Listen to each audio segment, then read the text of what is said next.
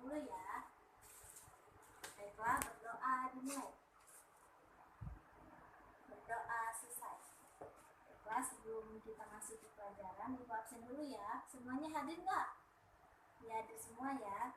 Jadi pembelajaran kita pada pagi hari ini adalah yaitu materi tentang dongeng ya, dimana dongeng itu merupakan sebuah khayalan atau sebuah cerita yang tidak benar-benar terjadi, dan dongeng ini juga bersifat menghibur atau memiliki nilai moral pendidikan, dan dongeng ini juga memiliki struktur ya, struktur dongeng.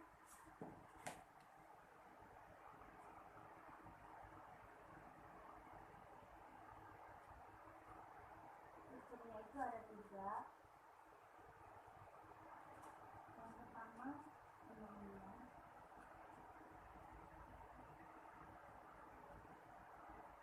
yang kedua isi, dan yang ketiga penutup.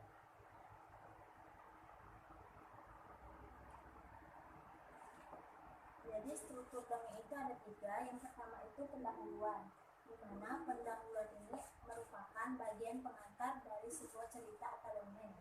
Sedangkan isi itu merupakan bagian penting dari sebuah cerita, dan isi ini juga menceritakan urutan-urutan kejadian dalam suatu cerita dongeng.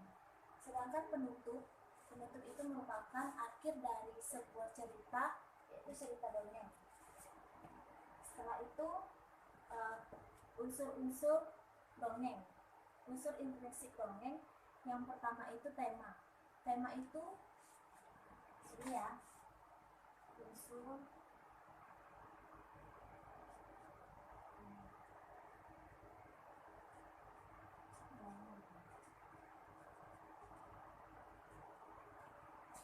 yang pertama itu tema.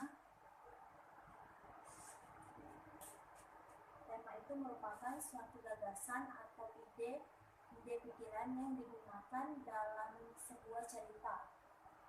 Yang kedua,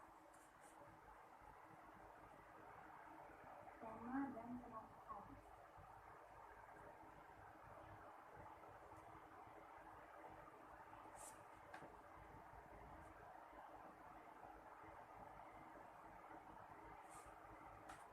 Tokoh dan penokohan. Tokoh itu merupakan individu rekaan yang mengalami peristiwa dalam sebuah cerita. Sedangkan penokohan itu adalah penyajian watak dalam suatu cerita. Yang ketiga, itu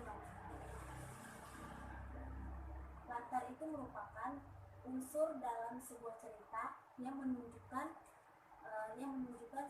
tempat di mana, bagaimana, dan kapan. Dan latar ini juga dibagi menjadi 3, yaitu latar tempat, latar waktu, dan latar suasana. Yang keempat itu adalah alur.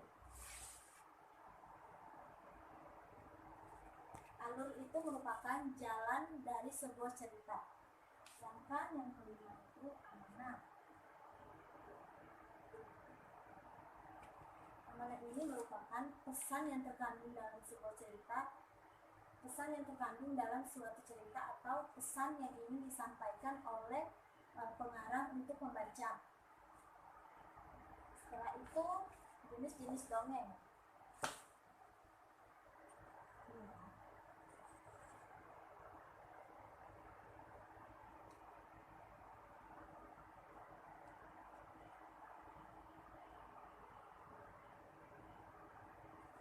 Jenis dongeng itu ada 5.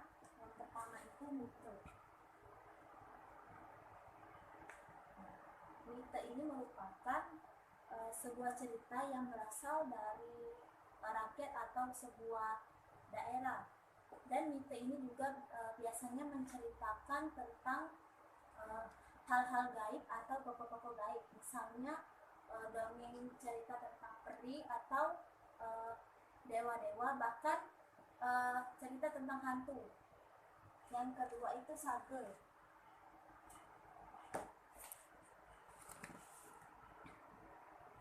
Sage ini merupakan sebuah cerita yang menceritakan tentang kepahlawanan, kesatriaan atau kesaktian. Sedangkan yang ketiga itu fabel. Fabel ini merupakan sebuah cerita yang tokohnya itu diperankan oleh hewan, dan hewan itu berperilaku seperti manusia. Misalnya dongeng fabel ini misalnya misalnya itu semut dan belalang. Yang keempat, legenda. Legenda ini merupakan dongeng yang menceritakan asal-usul atau tempat suatu kejadian, suatu peristiwa. Yang kelima, parabel. Parabel ini merupakan cerita yang menceritakan tentang dongeng, misalnya mengandung tentang nilai-nilai pendidikan seperti nilai agama, nilai moral, dan banyak lagi. Ibu akan menunjukkan sebuah dongeng. Kalian dengarkan ya, Nak. Tetap. Nah, ini adalah dongeng tentang katak-katak yang mengagumi kerbau. Nah, di sebuah danau, hiduplah sebuah keluarga katak. Di antara katak-katak itu, terdapat seekor katak yang paling besar tubuhnya di antara katak yang lain. Ia biasa dipanggil Pak Big. Pagi itu, semua katak sedang pergi untuk mencari makan. Hanya seekor katak kecil saja yang masih tinggal. Ia berlompatan ke sana kemari di tepian danau. Saat sedang asik dengan ulahnya, tiba-tiba seekor kerbau melintas di dekatnya.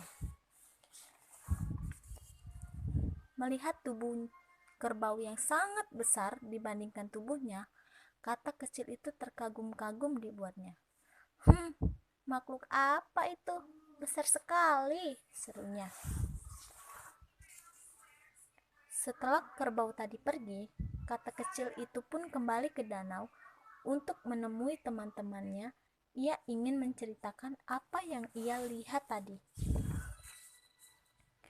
Setelah sampai di danau, ia segera menemui teman-temannya, termasuk Pak Big.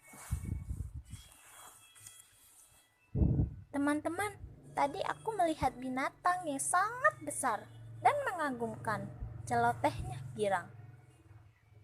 Memang binatang apa yang kamu lihat tadi? Tanya teman-teman. Aku juga tidak tahu namanya. Yang jelas, dia sangat besar. Bahkan Pak Big saja kalah besar dengannya, ujarnya bersemangat. Pak Big yang penasaran dengan apa yang diceritakan oleh katak kecil langsung menyahut. Benarkah? Sebesar apa kah dia? Pokoknya besar sekali, jawab katak kecil. Pak Big makin penasaran. Dia tak mau tersaingi. Pak Big langsung menghirup udara sebanyak mungkin dan menghembuskan tubuhnya. Apakah dia sebesar ini? Tanya Pak Big. Wah, masih kurang. Sabar Pak Big, kata katak kecil. Katak yang lain pun terkejut. Pak Big semakin penasaran dan tak mau kalah. Kembali menghembuskan dirinya lebih besar lagi. Namun, usahanya sia-sia, sebab katak kecil terus saja menjawab bahwa dirinya masih kurang besar dibanding binatang yang ia temui tadi. Cukup Pak Big, tubuhmu sudah terlalu besar, kata katak lain mengingatkannya. Tapi rupanya Pak Big tak mau mendengarkan nasihat-nasihat katak yang lain. Ia terus saja menghembuskan tubuhnya sampai akhirnya meledak. Duar! Nah, jadi pesan dari cerita dongeng ini adalah, ingat ya teman-teman, menyimpan dengki itu tidak baik. Sebaiknya kita syukuri apa yang kita punya. Baiklah anak-anak, jadi tadi kita belajar tadi sudah menceritakan sebuah dongeng, yaitu tentang katak yang mengalungi kerbau. Jadi pesan dari dongeng ini adalah dimana kita harus mensyukuri apa yang sudah kita punya dan tidak boleh iri kepada orang lain. Nah, jadi sekian pembelajaran kita pada hari ini. Nah, Anda sudah mengerti semua kan? Ya, baik ya, sudah pintar semua. Jadi sekian pembelajaran kita pada hari ini. Nanti kita sambung lagi minggu depan ya, Nak. Baik, Ibu akhiri. Sebelum kita akhiri, kita berdoa terlebih dahulu. Kita berdoa dulu. Selesai. Berdoa itu akhirnya pembelajaran